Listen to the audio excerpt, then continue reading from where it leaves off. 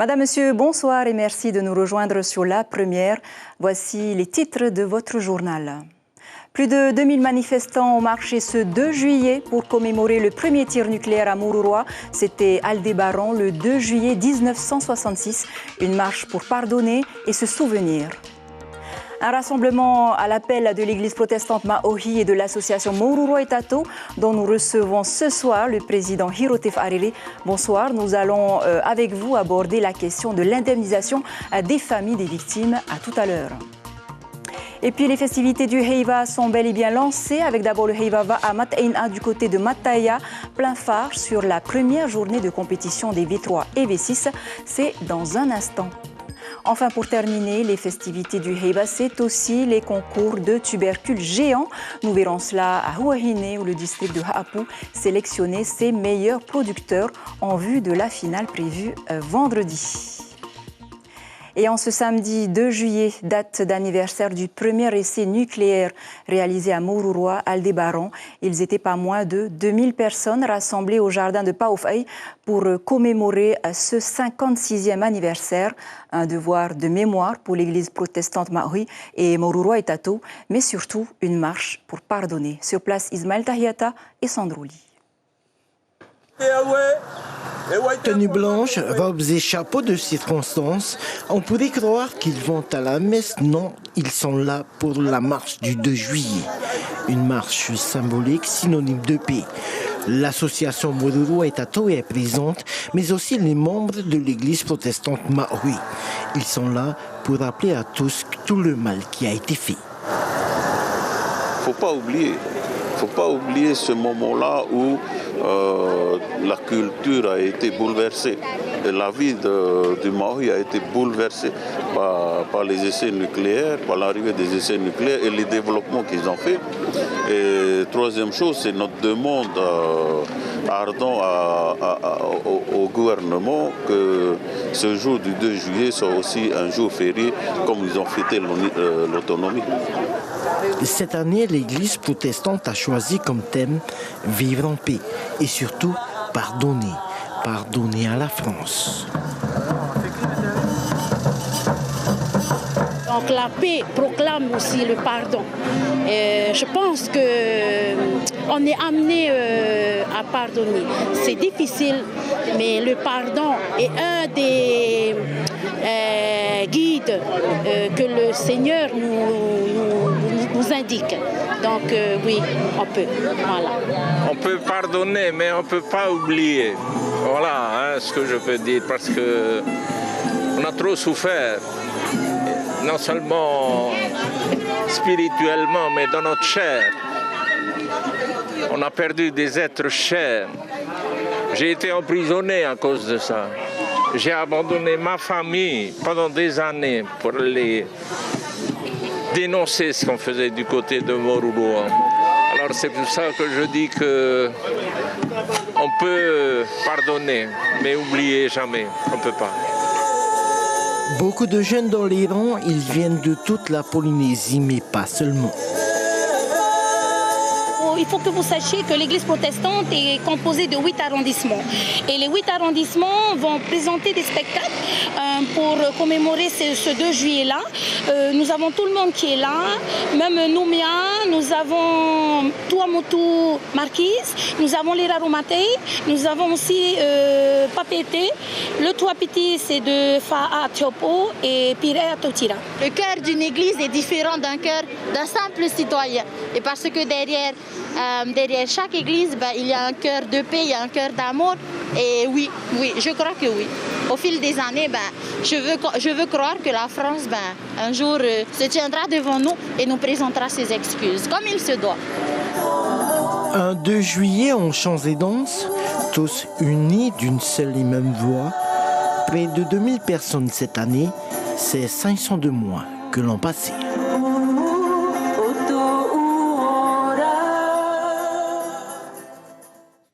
Et l'association 193 aussi veut que l'on se souvienne.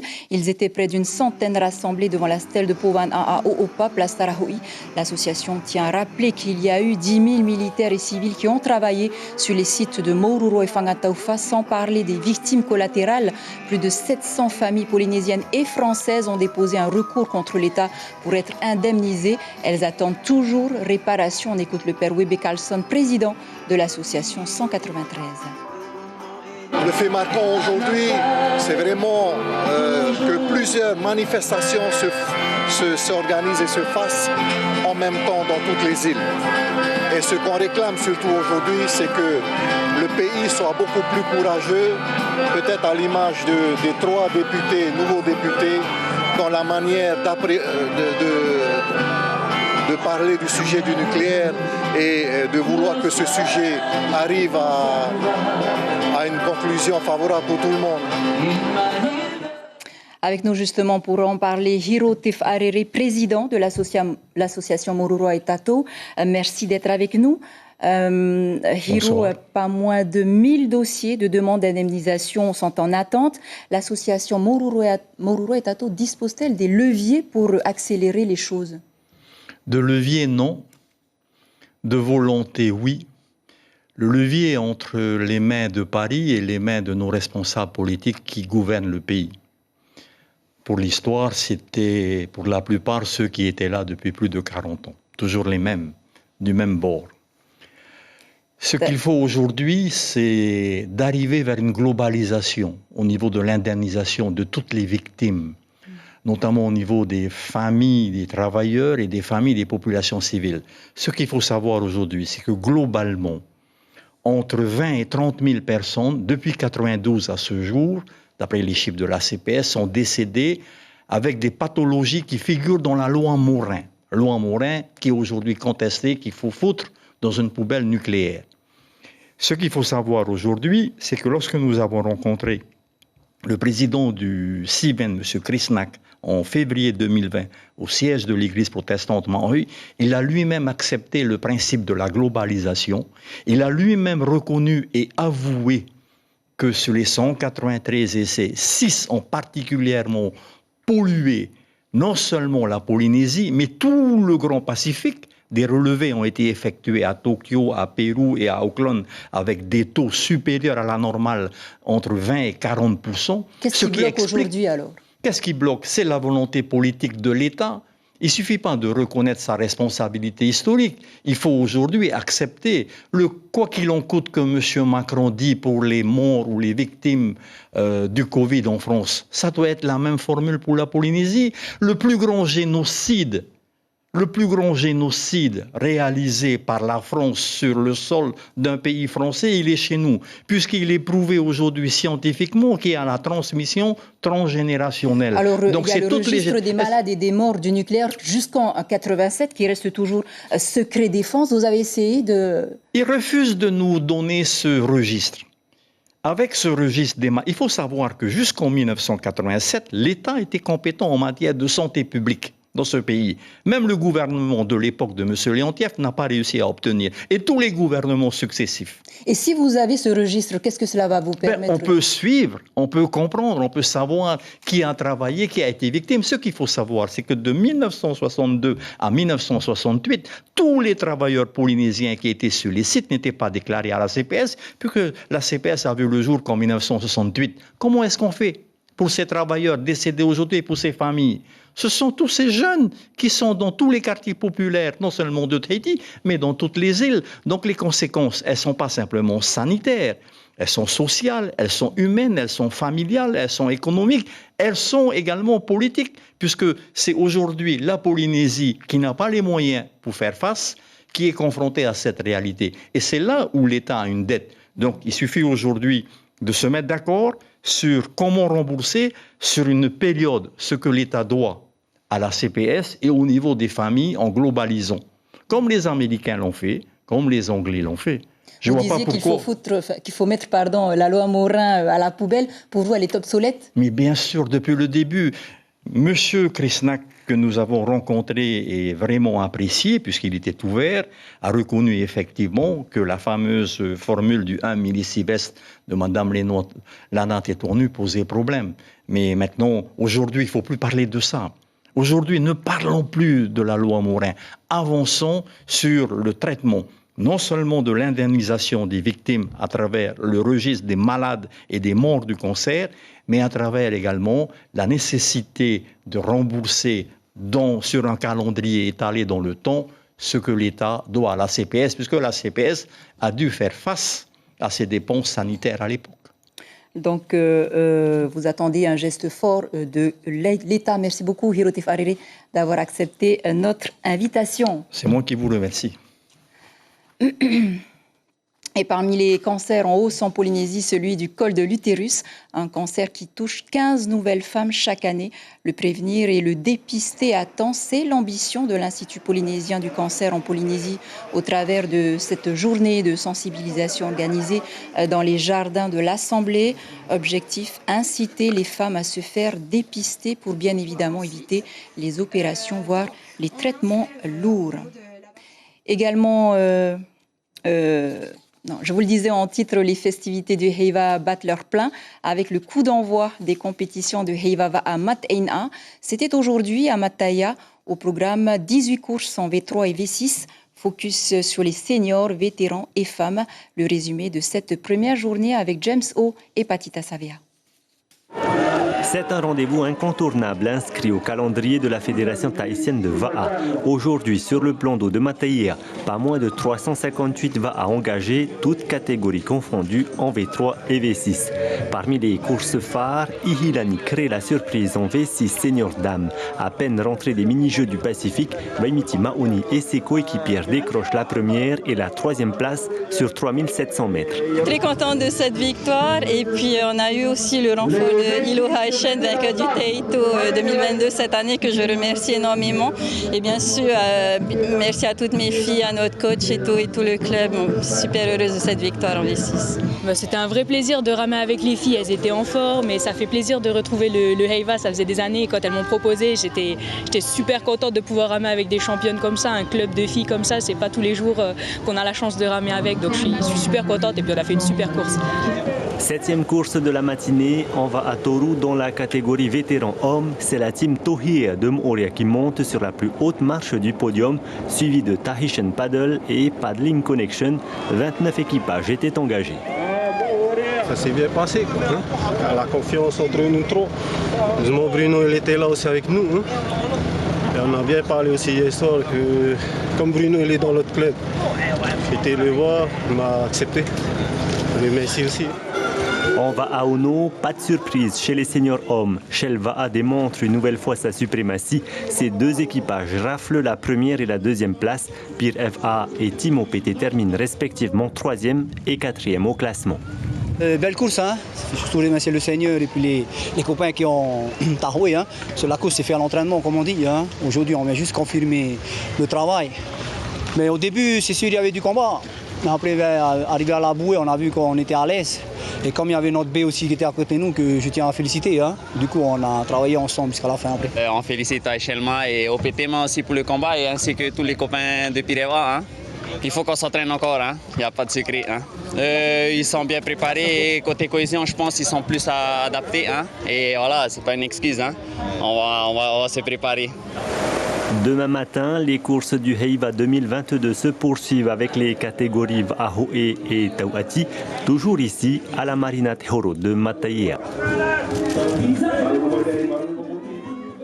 Sport toujours avec la pêche au gros. Ils étaient au large depuis minuit.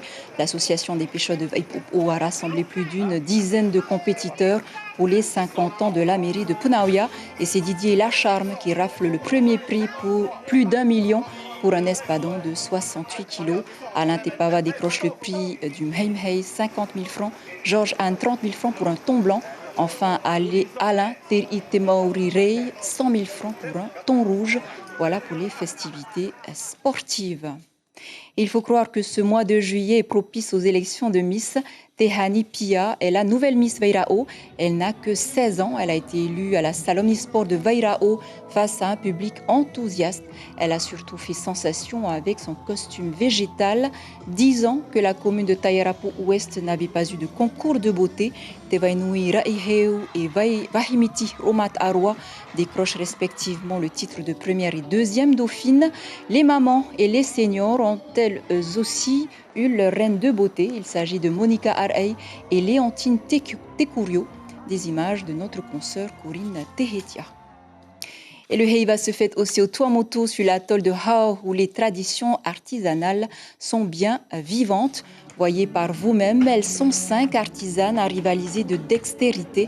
Elles doivent chacune confectionner 10 colliers de coquillages ornés chacun d'un médaillon en forme de papillon. La réalisation du collier et d'objets en coquillage est un savoir-faire typique des Tuamotu. Écoutez plutôt la spécialiste au micro de notre correspondant Mathieu Allot. Et comme les coquillages comme ça sont fragiles, il y a des moments que ça casse, hein, pas croire. Mais après, c'est ton bras qui hésite. Donc, tu fais juste un petit pas, tu vois, pas trop foncé. Parce que là, quand tu vois la couleur comme ça, c'est que le coquillage est fragile. Trop petit, tu vois. Mais tu as un geste léger, pas trop fort, hein, parce que ça arrive. Voilà, les noms des lauréats du concours seront dévoilés à l'occasion d'une soirée spéciale prévue les jours prochains. Et à Huahine, aux îles Soulevent, les producteurs de tubercules sont à l'honneur. Aujourd'hui, Hapu sélectionnait ses meilleurs agriculteurs en vue de la grande finale des districts prévue vendredi prochain. Le but, obtenir les plus beaux tubercules et les plus lourds. Une trentaine d'agriculteurs étaient sur place et c'est du lourd. Stéphane Ratino, Patrick Sensing. Un front perlé de sueur et des bras qui disent les efforts quotidiens, ceux d'un planteur devenu ce matin un porteur. Ce sont des tonnes de tubercules que Steven soulève en ce jour afin que la balance fasse office de juge de paix. Taros et Ignam, une série sans fin de catégories où la loi du plus lourd sera synonyme de victoire. C'est le dernier concours des districts de Wainé avant le Super Hecto à venir. Les voisins déjà qualifiés sont venus en fin connaisseurs. Et ce matin, comme ici à Hapu, il y a plein d'agriculteurs et ceux qui plantent, c'est sacré ici aussi le prix. Une aubade à la nature et des formes variées laissant place à l'imaginaire des hommes. La géométrie secrète de la Terre aujourd'hui dévoile ses plus beaux spécimens. Quand le travail humain rejoint le miracle de la germination, il y a là la beauté du monde si prompte à émouvoir toutes les générations. Au-delà des fiertés familiales, ce concours d'ailleurs a pour idée de maintenir des vocations agricoles. Ils ont dit leur mot, il faut tenir, hein, parce que sinon, ce produit-là va s'en aller, va disparaître. Et puis, on est obligé, c'est une obligation aussi, de planter ce fruit. Hein. Sur la colline, Taoumata monte avec sa maman, Mamie Jaco.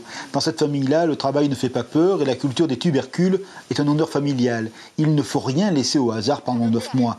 Chacun a ses secrets et l'expérience de la vie, pareil aux cheveux qui blanchissent, dévoile chaque année de nouvelles astuces. Tu sais, nos ancêtres, ils ne donnent pas les secrets, c'est toi-même qui va apprendre pour avoir les secrets. Quelques astuces seulement, pas le tout. Et tu as trouvé un petit peu déjà pour... Oui. Ah oui. C'est pour ça que je suis devenu meilleur aujourd'hui. Le concours se passe bien. Mamie Jaco reçoit chaque année des prix dans sa catégorie. Ce matin, elle veille, regarde, non sans une certaine appréhension, le verdict de la balance, mais les choses se présentent sous de bonnes augures.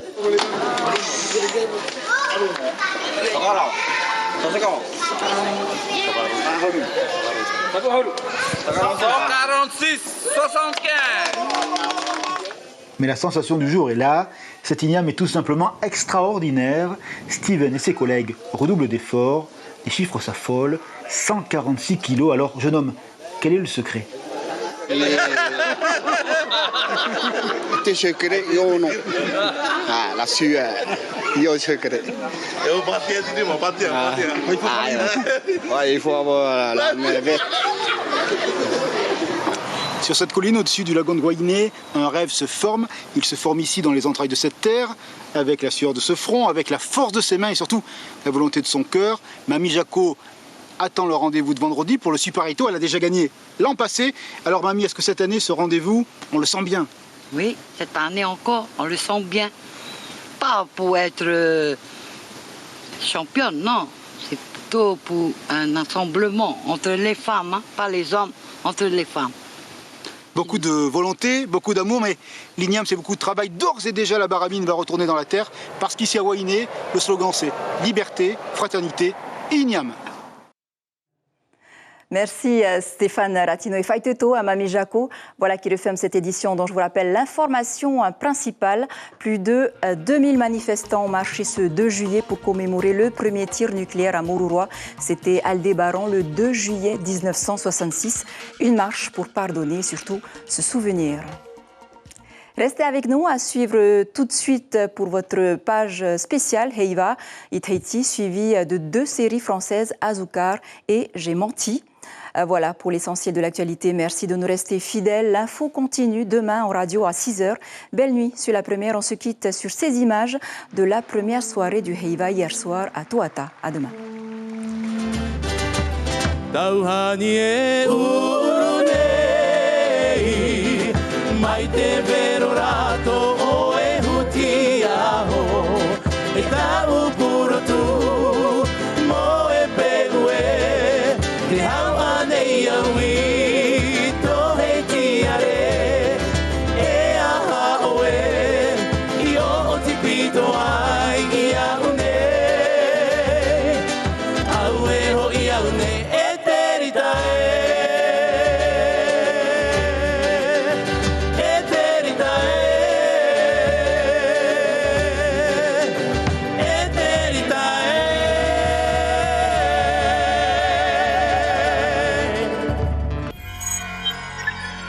Retrouvez ce programme en replay sur notre site internet.